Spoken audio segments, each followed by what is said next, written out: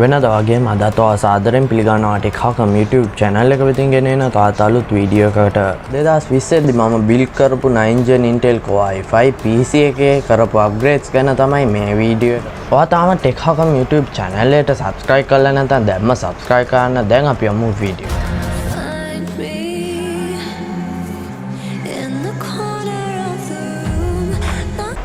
මුලින්ම අපි කතා කරමු අප්ග්‍රේඩ් එකට කලින් මගේ PC එකේ මම යොදාගත්ත parts ගැන. මීට කලින් අප්ලෝඩ් කරපු 2020 මගේ PC build එකේ වීඩියෝ එක බලපු නැති අය වෙනුවෙන් processor එක විදියට 9 gen Intel Core i5 9400 කියන hexa core එහෙම නැත්නම් 6 core processor එක තමයි මම තෝරගත්තේ.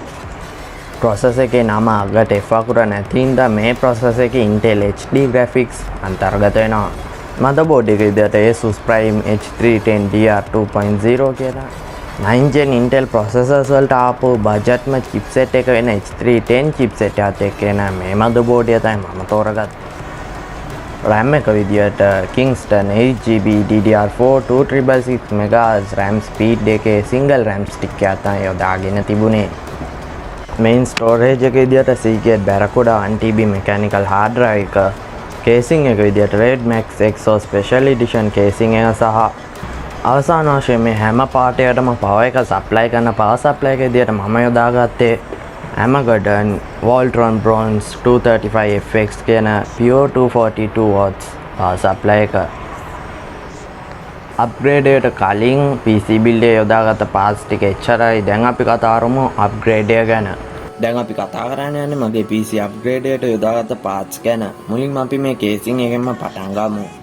Red Max Exo Special Edition casing එක මම upgrade කළා Red Max brand එකේම ගොඩාක් අය අතර ප්‍රසිද්ධ වුණා. PC build වලට තාමත් බහුල වශයෙන් යොදා ගන්න Red Max F01 කියන mid tower casing එක. මේ casing එකේ අපිට pre-installed ARGB එහෙම නැත්නම් addressable RGB fans හතරක් බලා ගන්න පුළුවන්.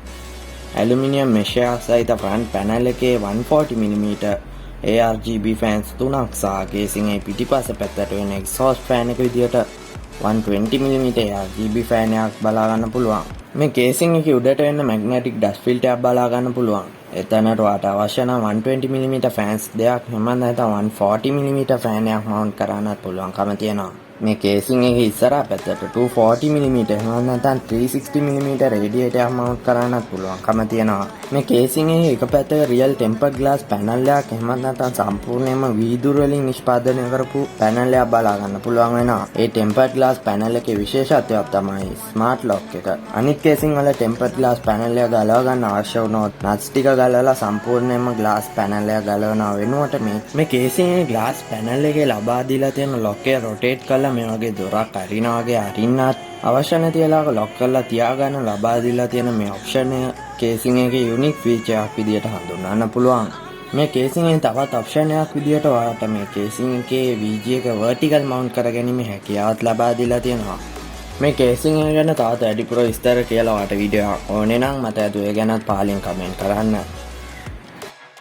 ඊළඟට graphic card එක විදියට Asus Phoenix GTX 1050 Ti කියන මේ 4GB graphic card එක තමයි මම තෝරගත්තේ.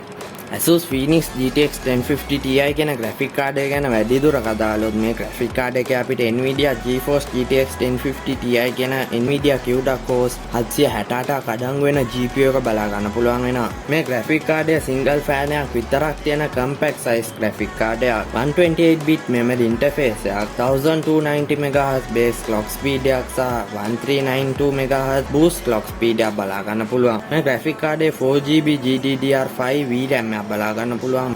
මීට වඩා Asus Phoenix GTX 1050 Ti graphic card එක ගැන ඔයාලට විස්තර අවශ්‍යයි නම් පහළ description එකේ link එක හරහා official website එකේ තියෙන විස්තර ටික ඔයාලට බලා ගැනීමේ හැකියාව තියෙනවා. අවසාන වශයෙන් විශේෂම දේ මේ graphic card එකේ මිල. silicon shortage issue එකත් එක්ක මේ graphic cards වල මිල වැඩි වුණ නිසා මේ වීඩියෝ එක රෙකෝඩ් කරන වෙලාවෙදී Asus Phoenix GTX 1050 Ti graphic card එක රුපියල් 45000ක් විතර වෙනවා.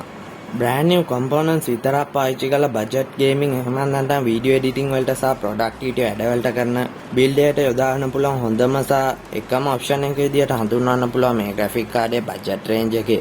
මීට කලින් මගේ Windows OS එක install කරලා තිබුණේ සාමාන්‍ය hard drive එකක upgrade එකේදී මම boot drive එක විදියට Windows OS එක ඉක්මනින්ම boot කරගන්න සහ softwares opening time එක අඩු කරන්න වෙනමම යොදාගත්ත Adlink S21 20GB SATA SSD එක. තව PC build එකක් කරනවා නම් ඒකට ගැලපෙන storage devices තෝරගන්න guide video අවශ්‍යයි නම් දැන් පේන card එක click කරලා storage guide video එක ඔයාලට බලා ගන්න පුළුවන්කම තියෙනවා අවශ්‍ය නම් විතරක්.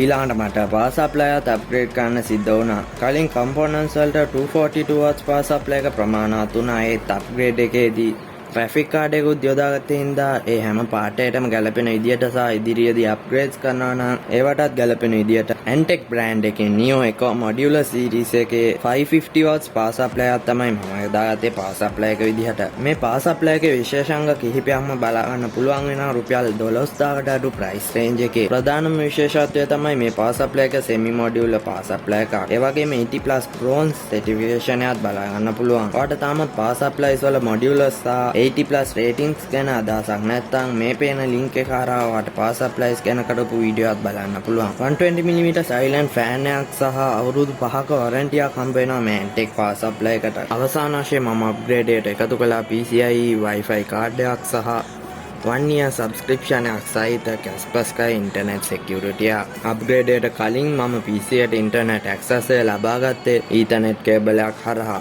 upgrade එකෙන් පස්සේ ethernet cable එකක් නැතුවම internet connection එක access කරගැනීමේ හැකියාව තියෙනවා PCI Express Wi-Fi card එකකින්ද. PCI Express Wi-Fi card එක විදියට TP-Link TLW N881ND කියන 300 Mbps speed එකේ PCI Express Wi-Fi card එක තමයි යොදාගෙන තියෙන්නේ. මේකෙම Wi-Fi adapter එකක් විදියට එන මොඩල් එකක් වඩ මිලදී ගන්න පුළුවන් මීට වඩා රුපියල් 1500ක් විතර මිල අඩුවෙන්. ඒත් මේ Wi-Fi card එක USB port එකට නෙමෙයි කෙලින්ම motherboard එකේ PCIe slot එකට තමයි plug කරන්නේ. ඒ ටික තමයි මගේ PC එකට යොදාගත්ත parts ටික. මම upgrade එක කරනකොට මේ parts ටිකට රුපියල් 76000ක් වුණා. graphic card වල මිල ඉක්මනින් වැඩි වෙන හින්දා මේ මිල වැඩි වෙන ගොඩාක් ඉඩ තියෙනවා. upgrade එකට කලින් PC එකේ specs ටික ගැන upgrade එකට යොදාගත්ත components ගැන සහ ඒවට ගිය සම්පූර්ණ වියදම ගැන අපි මේකදී කතා කරලා ඉවරයි.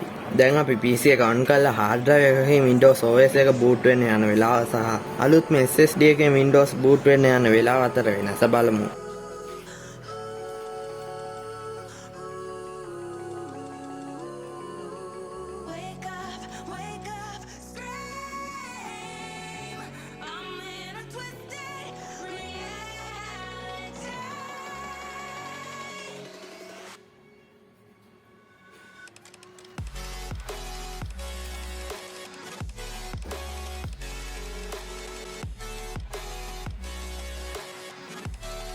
මේ PC upgrade එක ගැන මොනවද හිතන්නේ මට අදෝ පහලින් කමෙන්ට් කරන්න. like share subscribe කරන්න. හම්බෙමු තවත් වීඩියෝ එකකින්.